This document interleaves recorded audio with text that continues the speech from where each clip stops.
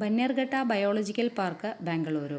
വന്യജീവികളെ നേരിൽ കാണാൻ ആഗ്രഹിക്കുന്നവർക്കും കാട്ടിലൂടെയുള്ള യാത്ര ഇഷ്ടപ്പെടുന്നവർക്കും ഒരുപോലെ വരാൻ പറ്റിയ സ്ഥലമാണ് ബാംഗ്ലൂരുവിലെ ഈ നാഷണൽ പാർക്ക്. കർണാടക ടൂറിസത്തിൻ്റെ തന്നെ നിരവധി ബസ്സുകൾ ഈ കാട്ടിലൂടെയുള്ള യാത്രയ്ക്ക് നമുക്ക് അവിടെ ലഭ്യമാണ്.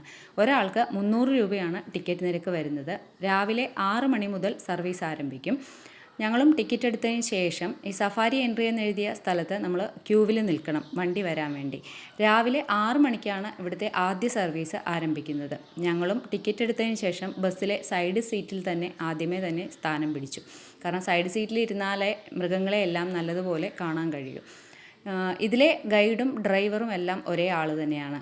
ഈ ഗൈഡ് എല്ലാവരെയും സീറ്റിലിരുത്തിയതിന് ശേഷം അദ്ദേഹം തന്നെയാണ് ഡ്രൈവ് ചെയ്യുന്നതും. ഈ ബസ്സിൽ സീറ്റിംഗ് കപ്പാസിറ്റി ഫുള്ളാകുമ്പോഴേക്കും വണ്ടി പുറപ്പെട്ടു തുടങ്ങും. ഇതിൽ നിർത്തി ആരെയും കൊണ്ടുപോകാറില്ല. കാരണം വന്യമൃഗങ്ങളുടെ ആക്രമണമോ മറ്റോ പേടിച്ചിട്ടായിരിക്കണം അങ്ങനെ ചെയ്യുന്നത്.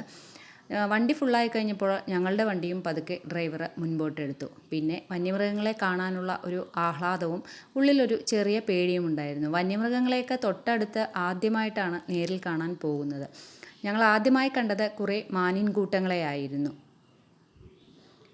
വണ്ടി അടുത്തെത്തിയപ്പോഴേക്കും കുറേയധികം മാനുകൾ വണ്ടിയുടെ തൊട്ടടുത്ത് വന്ന് നിൽപ്പുണ്ടായിരുന്നു. അതിനുശേഷം കണ്ടത് ഒരു കാട്ടുപോത്തിനെയാണ്. ഒരു കാട്ടുപോത്ത് ഒരു മരത്തിൻ്റെ അടിയിൽ വിശ്രമിക്കുന്നതാണ് ഞങ്ങൾ കണ്ടത്. പിന്നെ കുറേ കാട്ടാന കൂട്ടങ്ങളായിരുന്നു. അത് അടുത്ത ഒരു പുഴയിലേക്ക് വെള്ളം കുടിക്കാൻ വേണ്ടി നടന്നു പോകുന്ന കുറേ കാട്ടാന കൂട്ടങ്ങളെയായിരുന്നു കണ്ടത്.